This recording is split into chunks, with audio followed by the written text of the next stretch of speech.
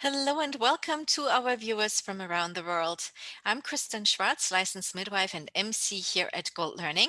And today I'm chatting with Dr. Nastassia Davis about her upcoming presentation here at the Gold Lactation Online Conference of 2021. Welcome, Nastassia. Hi, thank you so much for having me. It's wonderful to have you back here at Gold. It's your second, how many times have you been with us now? Second, this is our Second second, time. yes. Wonderful. That's perfect. Wonderful to have you here at our 15th year of this conference. So, Nastassia, tell us a little bit about yourself before we get into the presentation that you have here with us. First of all, where are you located? Sure, so I am in West Orange, New Jersey, Hmm. in the US. Okay, perfect. Thank you. So you are in the lactation field. We have been in the for quite a while there. Tell Mhm. us a little bit about your background and how did you get into this, first of all? Sure, so I am a registered nurse and I've been a nurse this year, 16 years. And I was working actually on a maternity unit. And this is back in 2008, 2009. And there was no lactation consultant on staff. And so there wasn't anyone to help with breastfeeding issues. And it became very frustrating to me to not have the knowledge and the skills to be able to help someone. So then I started looking into like what was required to become a lactation consultant. Subsequently ended up on bed rest with a very difficult pregnancy. Oh. But the blessing in that is that I went through and did all my education and studied while I was on bed rest, returned to work after my delivery, continued my clinical hours and got certified. So that's when I ended up going into the field. Oh, wonderful. I mean, I'm sorry to hear that you had a difficult pregnancy, but you used your time there, What else could I do? Sitting in a and, bed. and I love how you describe it. You were out there working in the field and there was no lactation, expert there. You go like, well, I guess I have to do it. Yep. Absolutely, absolutely love it. So tell us a little bit. You also have a doctorate. So tell us a Yes. little bit, what's going on there as well. Sure. So I have a DNP, which is a doctorate of nursing practice. My focus was in educational leadership. So I also teach full time. I am an Mm. assistant professor at Montclair State University, and I teach OB, maternal child health there. And so their course is heavily infused with lactation, probably a lot more than most nursing students get because they're professors in IBCLC. So they get a lot of lactation related content. Oh, that's fantastic. It makes me so happy to hear that, how you take that knowledge and then infuse it into your teaching there as well. And you know what, these people will go out there in the world and take what they have, because it is well known that we don't get enough education on lactation in midwifery schools, in Yes. nursing schools, and so on. Yes. So it's wonderful that you're going out there and doing that because the knowledge that they gain, they take it with them into their fields, respective fields, and it's just wonderful to see that happening. Thank you so Thank much you. for doing that. That's amazing. So you're also an activist, right? You have Yes. done a lot. So tell us a little bit about that. You're into perinatal health equity. You have you're working in a foundation there and so on. So tell us a little Yes. bit about that side of you as well. So I established the Perinatal Health Equity Foundation in 2018, based Mm, out of a need in my home state of New Jersey. I had set out as a business owner to really work with Black women and address mhm. the disparities in breastfeeding.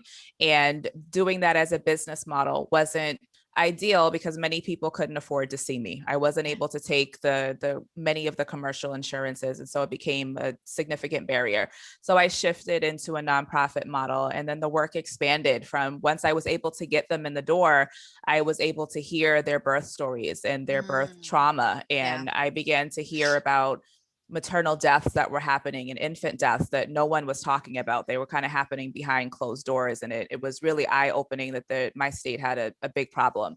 And so that's the work that I set out to do through our nonprofit organization, is to really work on the things that are contributing to those bad maternal health outcomes, and give the moms the support they need to be successful in their births and pregnancies, not just survive their births, but to Right. thrive.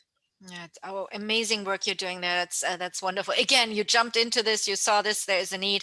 I need to be working on that. And there's so much work still to be done. I Very mean, much so. And especially now what we've seen during the pandemic It's has only has gotten worse. has gotten only worse. Mhm. And we there's so much work still needed in that area. So it's amazing that you I don't know how you do it all, really, I you're in the have a field. great support team. And it's like, how do you do this all of these areas sound like full-time jobs to me, so you're They having are. three or four or five here. They are. And I have an amazing fiance. He helps me Oh, tremendously. And our board is amazing. Our wow. staff is amazing. So I could not do this all alone. Oh, wow. Impossible. That's absolutely amazing. And then you're also here teaching here, and you're also presenting here at the Gold Lactation online conference. Let's jump into that, and let's talk about your presentation. And it's titled "When It's Time to Let Go: Stories of Weaning." So tell us a little bit, how did that topic develop, and how did that become of importance to you? So I run a breastfeeding support group called Sisters Who Breastfeed. And one of the most common topics that comes up is not being prepared for weaning and not knowing what to do and just having an experience that was completely unexpected. And so when I went to do the literature search to have content to give to my families, there isn't really a lot of research out there that focus specifically on weaning, not recent research Right. anyway. Hmm. And so I did more of an informal survey with preparing for this conference to just speak to parents and get their perspective. But I do really want to move it forward to a full IRB bigger study because there's a need for it. There was just so many eye-opening things that came out from the research that I wasn't aware of, and it definitely gave me more tools to be able to support my families. Mm. That's amazing and so needed. And you're so right. There is so little information, and also there's a gap in care as well. So let's say, we prepare the families for nursing and breastfeeding and Mm-hmm. chest feeding. But then what comes after? Yeah, Right. there's lactation professionals to help on if nursing or breastfeeding becomes difficult. Yes. But then it's kind of okay, care drops off and nobody prepares the families for what's coming Right. next. And you're right, everybody just assumes, oh, okay, we're just wean and that's it. Right. And When it's it's time to stop, it's just time it's to time stop, to but it's stop. it's not that simple. Yeah, it's not that simple. There goes a lot into it. And sometimes, of course, weaning is not a choice. It has, Right. because it's not just as easy to say, oh yeah, let's do it, everybody's on board, baby's on board, I'm on board, boom, done, right? So Right. it's but Baby's usually not on board with that plan. exactly, exactly. And sometimes you have unforeseen situations of, you have to go back, the mother has to go back, or the nurse, breast or chest feeding person has to go back to work. Right. And it's all very complicated and difficult, and there is a gap. And just saying like, oh, why even wean, breast or chest feed as long as the baby wants to do it. Right. Yeah, it's not as easy either. Right. It's It's the opposite of yeah. what we do as lactation consultants, right? Most of our work is focused Yes. on helping people to Yes. continue to breastfeed or chest feed. But when it's over, it's Yeah. over. And we have to respect their right to be done with it. Yeah. I think one of the most common responses was just being touched out, just, enough is Mhm. enough. And so when you're ready and the baby's not, it becomes a significant struggle to be able to end that process. Yeah, absolutely. So that information is so needed. And also for, you brought up a very good point there as care professionals in lactation, in the lactation world, our focus, of course, is get that baby to the breast and make it happen and, all the good stuff. And then, but that part is also important. And Mm-hmm. for giving respectful care also to our clients. Absolutely. Absolutely. So, yeah, we need to be equipped with that information. Well, Nastasia, thank you so much for sitting down here, chatting with me. It's been such a pleasure. I know I could talk to you for hours here. Same. There's so much to still talk about and discover, but hopefully you will be back next time when we get to chat a little bit more. Thank you so Absolutely. much for Thank coming. you.